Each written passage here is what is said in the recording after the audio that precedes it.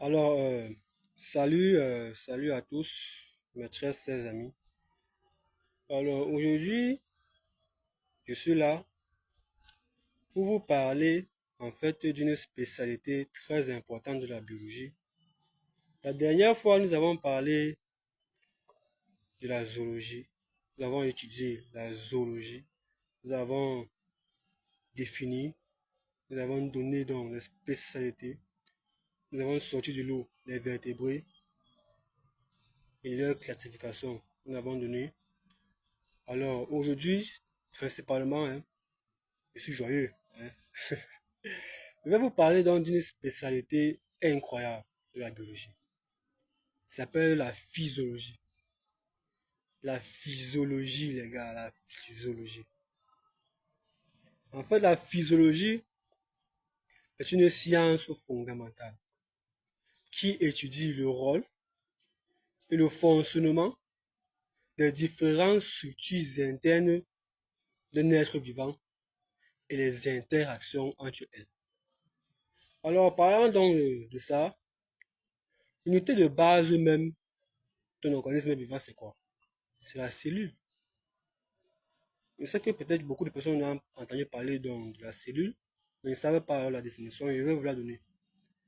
La cellule, en fait, est la plus petite unité structurale et fonctionnelle d'un organisme vivant. Alors, plusieurs cellules peuvent se mettre ensemble, peuvent se réunir ensemble, s'agencer pour donner ce qu'on appelle un tissu. Nous avons donc les tissus osseux, les tissus adipeux, nous avons aussi les tissus sanguins. Nous avons plusieurs types de tissus en fait. Alors, et maintenant, plusieurs tissus peuvent s'agencer ensemble, jouant donc le même rôle pour donner ce qu'on appelle un organe. Comme organe, nous avons quoi?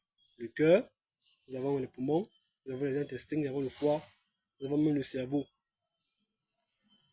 Nous avons aussi les vaisseaux sanguins, qui sont aussi les organes. Alors, plusieurs organes peuvent encore se réunir, s'agencer ensemble pour donner ce qu'on appelle un système ou bien un appareil. Nous avons donc l'appareil respiratoire, l'appareil cardiovasculaire, l'appareil digestif, le système nerveux,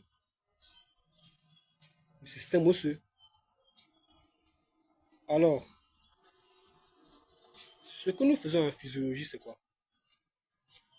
Nous étudions en fait tous ces systèmes, que ce soit le système cardiovasculaire, le système musculaire, le système nerveux, nous les étudions tous. Quand nous voulons donc étudier par exemple le système cardiovasculaire, nous étudions donc la physiologie, sa physiologie. Et pour l'étudier, en fait, on doit donc savoir son anatomie, l'anatomie concrète du système cardiovasculaire. Par exemple, nous avons le cœur, qui est un organe. Nous avons les différents vaisseaux sanguins qui sont les capillaires, les artères, les veines. Quand nous voulons donc étudier aussi le système nerveux, parlons de la physiologie du système nerveux. Là, on va étudier donc son anatomie. On va parler donc du cerveau et les différents nerfs crâniens qui peuvent y résulter. Nous allons parler des 12 paires de nerfs crâniens, par exemple, et les 36 paires de nerfs rachidiens. Quand on veut donc parler encore du système respiratoire, on va étudier bien évidemment sa physiologie, donc son fonctionnement et son anatomie.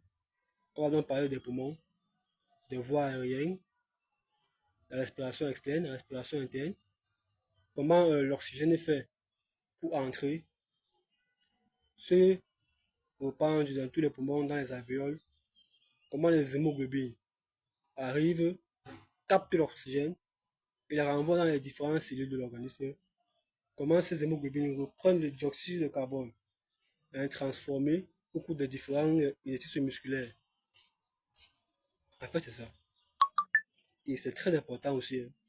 Très, très, très important. Quand nous parlons encore de la physiologie du système digestif, on dit donc l'anatomie du système digestif. Nous avons donc, par, par exemple, l'ésophage, la bouche, tout ça, l'estomac, l'intestin grêle, le secum, la, la bile, la vésicule biliaire. Et nous étudions aussi leur fonctionnement. Leur fonctionnement, les gars, leur fonctionnement.